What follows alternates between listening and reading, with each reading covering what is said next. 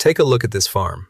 A timber barn, a pasture with a few Angus cattle, a swing set in the backyard where kids play after school. This is Lambton County, Ontario, and it looks exactly like 10,000 other farms scattered across the rolling fields of the St. Clair Plain. Nothing about it suggests anything unusual is happening here. But underneath this farm, and underneath hundreds of square kilometers stretching across southwestern Ontario, sits one of the most historically significant natural gas formations in Canada. Geologists estimate the broader shale and tight sandstone systems of the Appalachian and Michigan basins extending into southern Ontario hold tens of trillions of cubic meters of natural gas, enough energy to power millions of homes for generations, sitting beneath cattle pastures and township roads that most people driving past have never given a second thought. So how did one of the most vital hydrocarbon formations in eastern Canada go misunderstood for more than half a century of traditional drilling directly through it? And why is it suddenly returning to the center of regional energy security decisions? To understand how a resource of this magnitude stayed hidden in plain sight, you have to look at how Canadian geologists used to read the subsurface. The story is one where a single geological layer was treated for generations not as a target, but as an obstacle. For more than a century, people drilled straight through the dark, organic-rich shale layers of Ontario and the eastern basins on their way down to shallow, easy-to-reach conventional reservoirs. From the historic oil fields of Petrolia and oil springs in the 1850s to modern exploratory wells, operators treated these dense black shales like a solid wall. You had to punch through to reach the open, porous limestone or sandstone pockets you actually wanted. The formation itself was rarely more than 50 to 100 meters thick, a comparatively thin band of compressed, dark mud buried more than a kilometer underground. That thinness was precisely why no one took it seriously as a primary target. If you had walked into the offices of the Geological Survey of Canada or the Ontario Geological Survey in the mid-20th century, the prevailing wisdom was clear. Tight shale held gas, but the rock was too impermeable, the pore spaces too microscopic, to ever release it at commercial volumes. Thousands of drill bits ground through these exact layers, recorded brief bursts of show gas on logging sheets, and then cased off the zone to keep going deeper. The official record logged the presence of hydrocarbons decade after decade, but the technology required to unlock them at scale simply did not exist. The origins of that trapped energy go back roughly 390 million years to the Devonian period, long before dinosaurs walked the earth. A shallow inland sea covered what is now southern Ontario and the surrounding lowlands. That sea sat adjacent to the rising Acadian highlands to the east, which constantly shed fine sediment into the basin. Marine microorganisms lived and died in that inland sea in staggering numbers. Their remains settled into black, oxygen-poor mud on the ancient seafloor, layer after layer, over millions of years. Because the bottom waters lacked oxygen, the organic matter never fully decomposed. It accumulated, became buried beneath thousands of meters of subsequent sedimentary rock, and was cooked by deep thermal heat and pressure into natural gas. But instead of migrating into open structural traps, the gas remained locked tightly within the microscopic pores of the dense shale itself. For decades, standard vertical wells drilled across Ontario could only drain gas from high permeability rock. To extract gas from tight shale, the industry needed a fundamental shift in mechanics. That shift arrived when geologists and engineers combined long-distance horizontal drilling with multi-stage hydraulic fracturing. By steering a drill bit horizontally along a thin seam of shale for 2 or 3 kilometers and fracturing the surrounding rock with fluid and sand, operators transformed what was once an impermeable wall into a network of artificial channels. Suddenly, rock that had been dismissed for 70 years as a worthless waste zone became the primary reservoir. The speed of the transformation across North American energy markets was jarring. As operators refined horizontal drilling, production expanded dramatically across boundary-spanning formations. Yet this shift also created one of the most striking policy experiments in modern geography, one dictated entirely by administrative boundaries on a map. The deep shale formations of the Appalachian Basin cross international and provincial borders, extending under Lake Erie towards southern Ontario, Quebec, and adjacent American states. In Canada, energy development is regulated provincially. While Western Canada embraced high-volume hydraulic fracturing to unlock the Montney and Duvernay shales, Eastern jurisdictions took different paths. Quebec, after years of public debate and environmental reviews regarding the Utica Shale along the St. Lawrence lowlands, implemented moratoria and eventually moved to prohibit petroleum extraction altogether. Side-by-side jurisdictions sitting over the exact same geological structures ended up on opposite sides of energy history due to provincial legislative lines. Meanwhile, the volume of natural gas unlocked across North America by these technical advances transformed market dynamics. A flood of new supply suppressed regional gas prices for years, forcing operators to adapt to an environment of supply abundance. Fields that had seen intense speculative land leasing slowed down as the market absorbed the surge in deliverability. Small agricultural communities that had anticipated massive industrial booms watched activity stabilize into targeted, long-term infrastructure operations. Yet the underlying rock never changed. Today, deep organic shales and tight formations remain seated under the farmland of southwestern Ontario and the broader eastern basins, fully mapped by modern geodetic and geological surveys. For years, regional production figures remained steady, constrained not by the volume of gas in the ground, but by pipeline capacity and market economics. Now, a second structural shift is altering the landscape. The expansion of artificial intelligence, high-performance computing, and massive data centers has created an unprecedented demand for continuous baseload electricity. Across Canada, grid operators and provincial planners project electricity demand to grow at rates not seen in decades. Because renewable infrastructure requires firm baseload backup to maintain grid stability during peak demand, natural gas generation is being reevaluated as a critical transition fuel. Developers building next-generation data infrastructure are no longer just looking for cheap land or fiber optic junctions. They seek immediate proximity to reliable natural gas infrastructure and high-voltage transmission lines. Places long defined purely by agriculture and small-town manufacturing find themselves at the center of discussions about computing infrastructure, driven almost entirely by geological foundations laid down during the Devonian period. The farm in Lambton County is still there. The timber barn, the pasture, the swing set in the backyard all stand quietly above ancient rock layers that generations of drillers passed through without a second thought. Most people driving past those fields today have no idea that the silent geology beneath their feet holds the key to how modern energy markets were reshaped and how the next era of digital power may ultimately be supplied. The rock was never truly a secret. It had been drilled through for half a century by people who never stopped to ask what was inside the layer they were passing. It simply took a shift in perspective to realize that the wall they were drilling through was the main room all along. To understand why this vast subterranean volume was so thoroughly misread, you have to reconstruct a sequence of events that began nearly 400 million years before the first survey stake was driven into the soil of southern Ontario.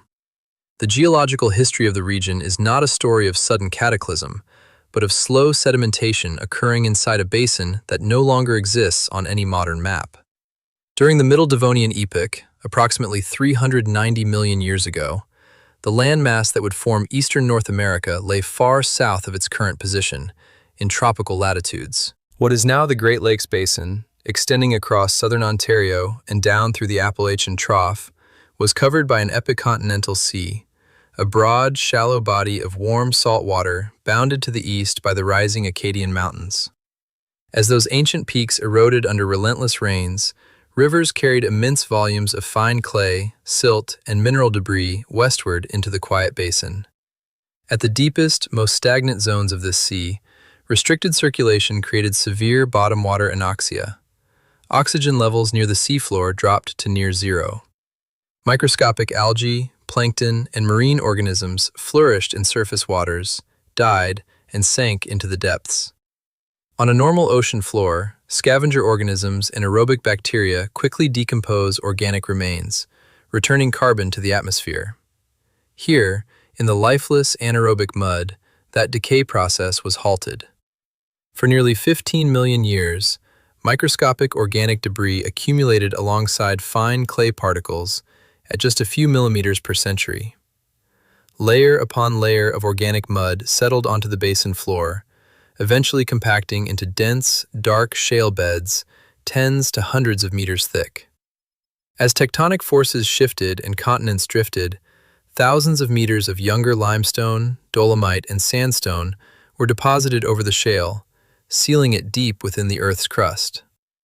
Then came thermal transformation. As the shale was buried deeper beneath accumulating weight, temperatures and pressures rose according to the geothermal gradient. Between 2,000 and 4,000 meters below the surface, temperatures reached the thermal window where trapped organic matter, kerogen, began to crack. Over tens of millions of years, organic molecules broke down into liquid hydrocarbons and dry natural gas. In conventional formations, generated gas expands, breaks out of its source rock, and migrates upward through porous layers until it hits an impermeable seal, collecting into massive underground pools. But in this black shale, the rock matrix was so exceptionally dense, with pore spaces measured in nanometers, thousands of times smaller than a grain of beach sand, that the gas could not escape. It remained trapped exactly where it formed, held inside microscopic voids under extreme pressure across tens of thousands of square kilometers. Centuries before European surveyors mapped the region, indigenous peoples across the Great Lakes Basin were acutely aware of natural hydrocarbon seeps. First Nations communities, including the Anishinaabe and Neutral Nation, knew locations where natural oil and gas leaked through surface fractures along riverbeds and creeks. They utilized heavy surface bitumen to seal canoe seams, waterproof containers, and prepare traditional medicines.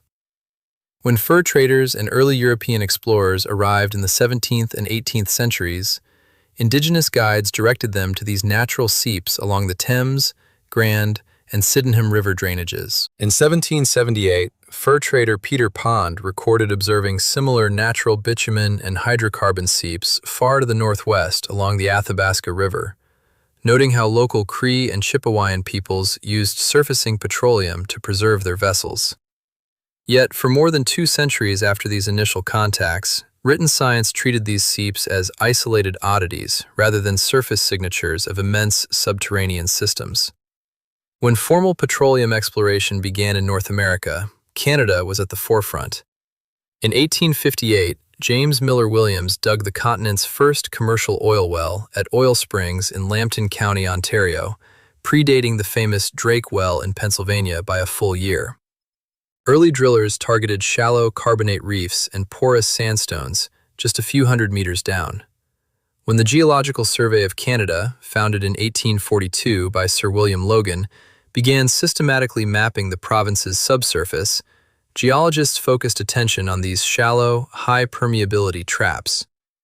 By the early 20th century, conventional natural gas fields were being developed across Ontario and surrounding basins. Drilling crews encountered black Devonian shale routinely. Drilling logs archived in provincial records from the 1920s through the 1970s consistently note encounters with these dense rock layers. Cable tool and rotary drills frequently hit sudden pockets of high-pressure gas inside the shale, known to drillers as pocket gas or blowouts, which would roar out of the borehole for several hours or days before abruptly dying away to nothing. The industry drew a logical but flawed conclusion. Operators assumed the shale contained only isolated, highly fractured pockets of gas, with no continuous connectivity or commercial volume. Because standard vertical wells only intersected a tiny vertical cross-section of the thin shale band, often less than 50 meters of exposure, the gas drained out of the immediate borehole vicinity almost instantly, leaving surrounding rock seemingly dry. The rock was officially categorized not as a reservoir, but as a dense, troublesome cap rock that added cost to drilling programs targeting deeper targets. This misinterpretation held firm for over 7 decades. Official geological maps published by government surveys accurately charted the spatial extent of Devonian shales across thousands of square kilometers, but economic models attached to those maps listed recoverable reserves near zero. Geologists had correctly identified the rock's age, thickness, and mineral composition, yet remained blind to its true capacity because measurement tools and extraction methods were calibrated only for porous, open rock. It was not until advanced seismic modeling and geochemical analysis were deployed in the late 20th century that researchers realized the sheer scale of trapped volume. The gas was not sitting in scattered pockets. It was saturated throughout the entire regional formation. Millions of drill runs had passed directly through one of the largest hydrocarbon deposits on the continent, logging it, describing it, and discarding it as worthless waste stone. Yet, even as modern instruments proved the gas was there, a crucial question remained. If gas had been locked inside solid, non-porous rock for nearly 400 million years, what specific physical force could possibly unlock it without destroying the delicate balance of the surface landscape above? The shift in how geologists viewed these tight shale formations did not begin with a sudden field discovery, but with a re-examination of old data through new analytical instruments. For decades, the primary record of Ontario's subsurface consisted of physical drill cores stored in government repositories, alongside paper wireline logs, gamma ray, resistivity, and neutron density records, filed away in provincial archives.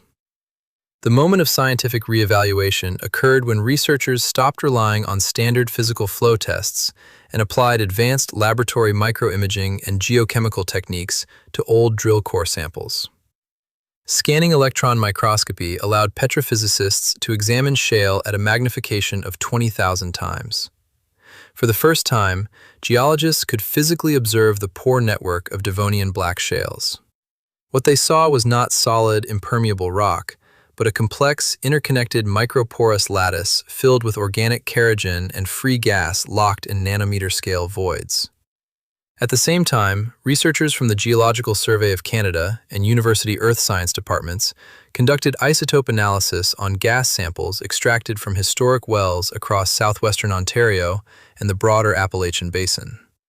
By analyzing carbon-13 and deuterium isotope ratios within methane and ethane molecules, geochemists proved the gas was not shallow biogenic methane generated by recent bacterial activity. It was thermogenic gas, generated deep in the earth under extreme pressure millions of years ago, confirming that shale was both original source rock and active reservoir holding vast volumes in place. To map spatial distribution without drilling thousands of new test holes, geophysicists turned to high-resolution, three-dimensional seismic reflection survey data. By sending acoustic shock waves deep into the earth and measuring microsecond reflections returned to arrays of surface geophones, survey teams constructed detailed volumetric maps of the subsurface. Seismic reflection profiles revealed continuous, flat-lying organic shale beds extending unbroken across hundreds of square kilometers, bounded by distinct acoustic impedance markers that differentiated rich gas-bearing shale from leaner limestone layers above and below. These geophysical findings matched the historical reanalysis of old paper well logs. In the early 2000s, geologists re-examined archive records from mid-century vertical wells that had been written off as failures. When modern petrophysical logging software was applied to 40-year-old gamma-ray logs, the organic richness of the rock became mathematically undeniable.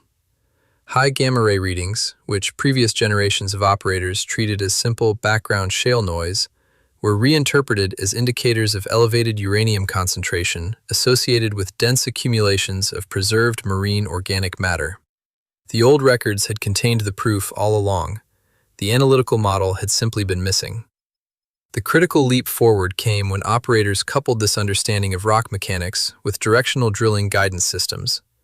Using downhole gyroscopic sensors and real-time electromagnetic telemetry, drillers could guide a steerable motor through a 2-meter vertical target zone located more than 1,500 meters below the surface. Instead of passing through shale in a matter of seconds, a single borehole could remain within organic rock for 3,000 meters horizontally.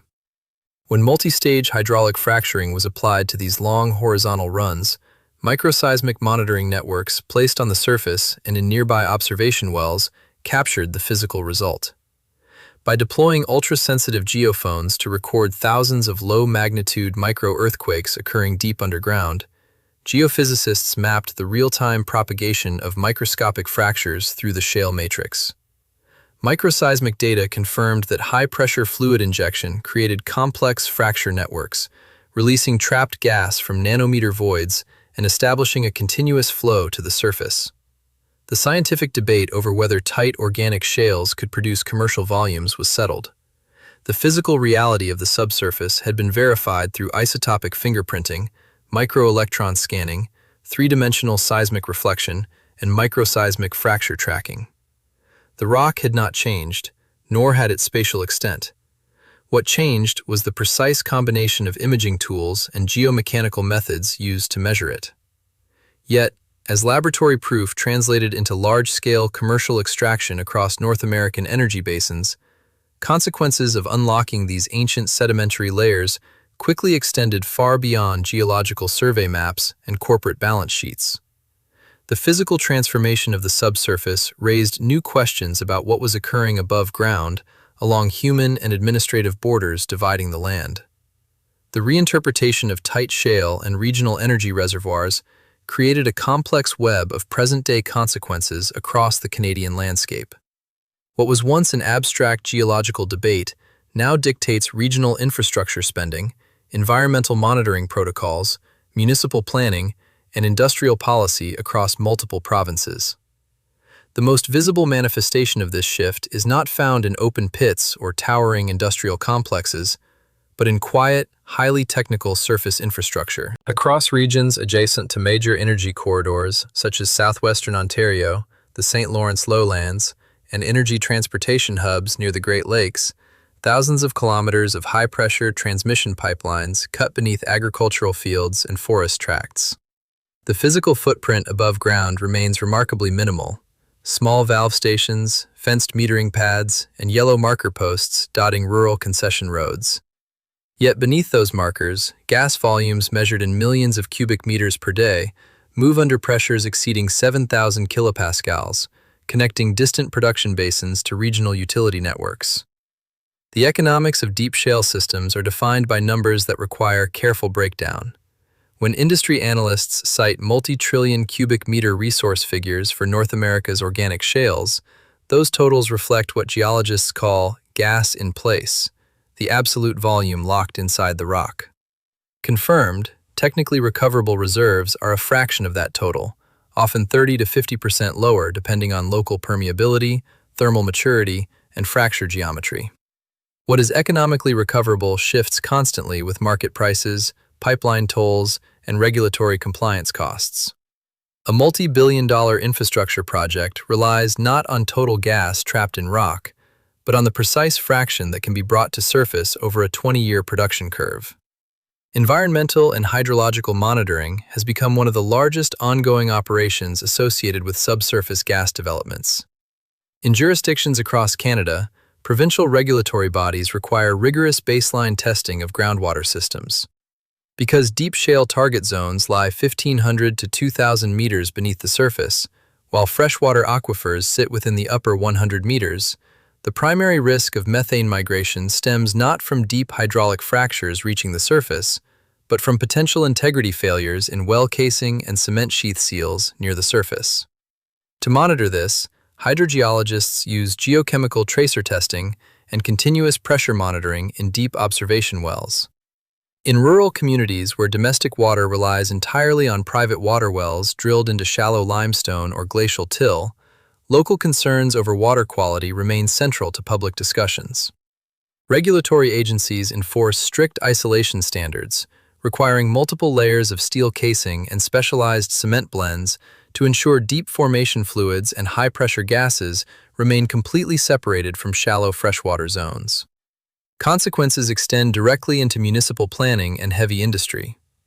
Across southern Ontario and major industrial corridors, the availability of large, stable natural gas volumes has reshaped decisions regarding electrical generation, petrochemical manufacturing, and energy-intensive manufacturing. When regional power planners evaluate electrical grid reliability, gas-fired peaker plants are designated as essential firm capacity to balance the variability of wind and solar installations. The decision to maintain or expand gas-fired generation capacity involves billions of dollars in public and private capital, balancing carbon reduction mandates against grid stability and heating demands during severe winter freezes. Furthermore, the surge in demand from massive data infrastructure projects, driven by artificial intelligence and cloud computing, has introduced a new layer of complexity. Modern data center campuses require 100-megawatt power supplies operating continuously, 24 hours a day, 365 days a year. Because regional electrical utilities cannot always provide immediate grid interconnections of that scale without risking localized brownouts, data infrastructure developers are scouting sites positioned directly adjacent to major high-pressure gas mains, looking to construct dedicated gas-fired generation facilities right at the fence line. The landscape appears unchanged to the casual observer driving along a concession road in Lambton County or passing through the regional municipalities of Ontario. The cornfields are planted every spring, Angus cattle graze in pastures, and timber barns stand as they have for a century. But beneath that familiar surface lies a highly monitored, continuously engineered geological system whose physical properties now dictate critical energy and economic decisions in the country. As we look toward the future of these hidden subterranean formations, one final, fundamental question remains. How will a nation navigating the transition to a lower carbon economy ultimately reconcile the immense, proven energy locked beneath its soil with the environmental imperatives of the world above? The story of Canada's deep shale formations and the hydrocarbon systems locked beneath the surface ultimately leads back to a single realization about how we perceive the ground beneath our feet. What began as a local industrial exploration has become an enduring lesson in the limits of geological perception. What kept this immense energy system unnoticed for so long was not a lack of technology or a shortage of physical samples, but a foundational assumption. The belief that a rock layer which does not yield its contents easily to a vertical drill bit must be empty. For 7 decades, official survey maps and industrial registries recorded the presence of Devonian shale while completely misinterpreting its capacity. The rock was treated as a ceiling or a floor, a barrier to be drilled through on the way to something else, simply because prevailing economic and geological models had no category for tight reservoir storage. Even today, after decades of advanced three-dimensional seismic mapping, microseismic fracture tracking, and isotopic geochemistry, significant uncertainties remain. Geologists at Natural Resources Canada and provincial survey offices continue to study long-term fracture closure rates, deep fluid migration pathways, and baseline pore pressure evolution within these ancient sedimentary layers. We still do not fully understand how microfractures in ultra-tight rock interact over centuries under natural tectonic stress. Nor can we precisely quantify how much gas will remain permanently trapped in nanometer voids when reservoir pressure drops below critical thresholds. Some of the micro-scale answers may only be revealed long after current extraction sites have been decommissioned and capped. The maps on our walls show clean provincial boundaries, paved concession roads, and neatly defined township plots. But beneath those crisp paper lines lies an ancient, continuous, and dynamic geological landscape that obeys entirely different laws of time and structure. The surface appears complete, settled, and fully known, yet the ground beneath it remains deeply unresolved. Which landscape or geological anomaly in your own province or territory has always struck you as misunderstood? Or which detail from this investigation surprised you most? Share your thoughts in the comments below and consider subscribing to follow our ongoing geographical investigations across Canada.